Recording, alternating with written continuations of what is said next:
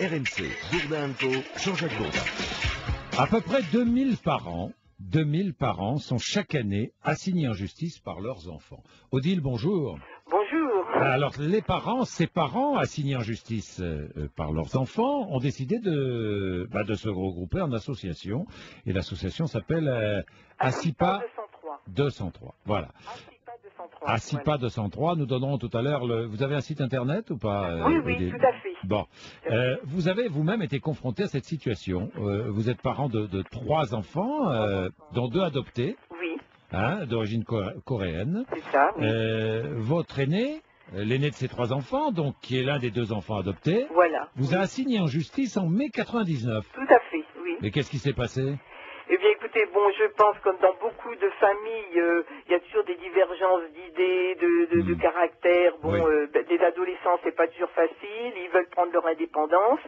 Mais nous, tout a surtout éclaté, c'est quand il nous a demandé d'être garant pour son appartement, pour s'installer avec son ami. Oui.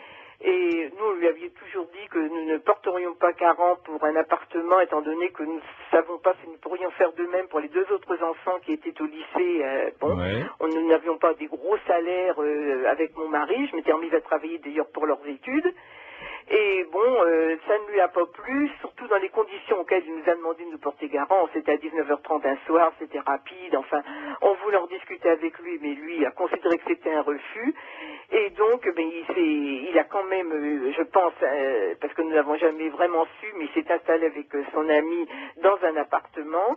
Et puis voilà, et en 99, il nous a assignés en justice parce qu'il estimait qu'on ne lui donnions pas assez d'argent.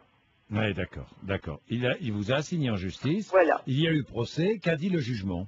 Le jugement nous a condamnés, parce qu'il faut savoir qu'avec ces articles d'obligation alimentaire, 203 ou 205, de toute façon, nous sommes condamnés à payer, de toute façon. C'est entre 10 et 12% du salaire des parents. Oui.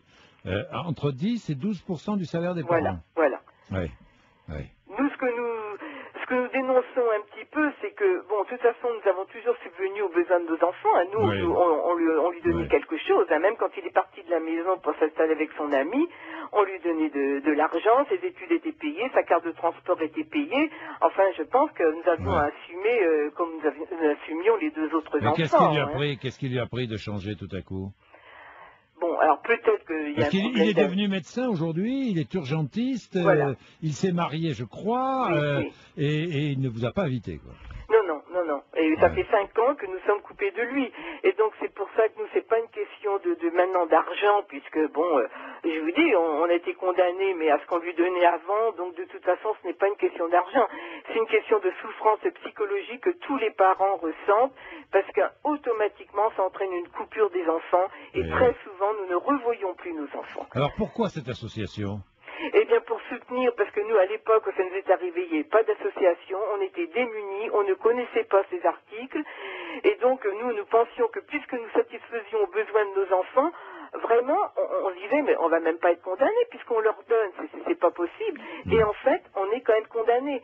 Donc même si on donne la même somme d'argent, le fait d'être traîné en justice par nos enfants, c'est quelque chose d'intolérable. Je peux vous dire que même quelques années après, on a toujours le trémolo dans la gorge, c'est épouvantable. Ça, j'imagine. Surtout quand on voit que ça entraîne une coupure définitive. Ça, c'est une coupure définitive avec toute la famille, des grands-parents. Mon père va avoir 100 ans, il ne l'a pas revu et tout.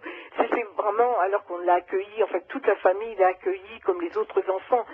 Donc, pour nous, c'est vraiment une blessure très, très profonde que nous n'ayons plus de nouvelles de lui, malgré les quelques tentatives que nous avons pu essayer de faire, il ne veut rien comprendre, quoi. Pour nous, on est vraiment... Les parents, nous sommes des vilains petits canards, on a refusé de payer, et or, je vous assure que c'est pas ça. Tous les gens ont contribué aux besoins de leur enfant. Ça, c'est très important de le dire. Alors, nous ne voulons pas que cet article soit supprimé, parce qu'il a tout lieu, parce que des parents disent à 18 ans, maintenant fiche le camp, on ne veut plus. Donc nous, c'est pas ça. C'est qu'on veut quand même qu'il soit amélioré, parce que, en plus de ça, on ne sait pas, étant donné qu'il y a eu le procès, on ne sait plus ce que nos enfants deviennent. Parce que comme ils sont majeurs, on n'a plus rien à savoir sur eux. Merci Odile. Voilà. Merci.